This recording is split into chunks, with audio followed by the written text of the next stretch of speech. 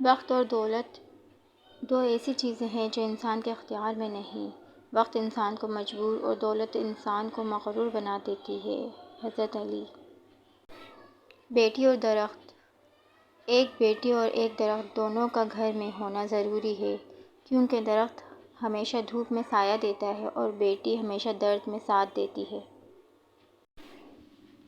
کچھ تکلیفیں ہمارا امتحان لینے نہیں بلکہ اپنے ساتھ جڑے لوگوں کی پہچان کروانے آتی ہیں۔ ہر چیز اپنے وقت پر ہی اچھی لگتی ہے۔ نیکی کمانے کا وقت جوانی ہے۔ افسوسناک بات ہے کہ ہم نیکی اس وقت کرتے ہیں جب برائی کے قابل نہیں رہتے۔ زندگی روز کچھ نہ کچھ سکھاتی ہے، لیکن بنیادی چیز یہ ہے کہ انسانوں سے توقعات کم سے کم رکھیں اور اوپر جو ذات ہے اسی پر توکل کریں۔ کچھ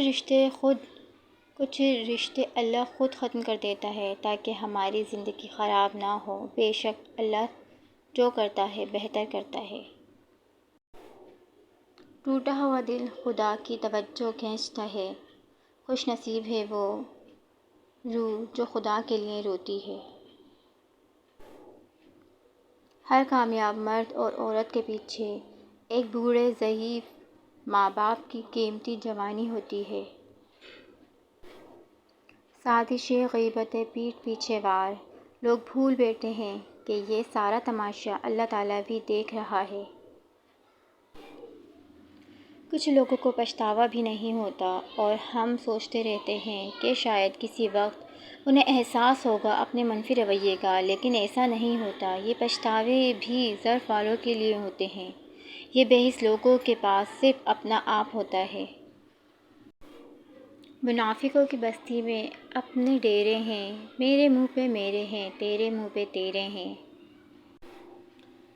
ایسے منافق لوگوں کے ساتھ رہنے سے 1000 درجہ بہتر ہے کہ بندہ اکیلا رہ لے، جو اوپر سے تو بہت پیار جتاتے ہیں اور اندر ہی اندر جڑیں کاٹ رہے ہوتے ہیں۔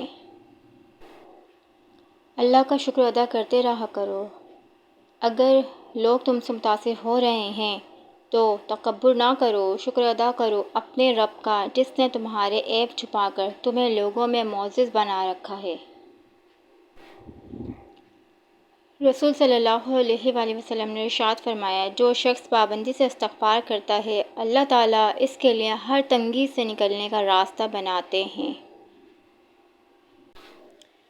دنیا میں ہزاروں رشتے بناؤ لیکن ایک رشتہ ایسا بناؤ جب ہزاروں آپ کے خلاف ہوں تو وہ ایک آپ کے ساتھ ہو۔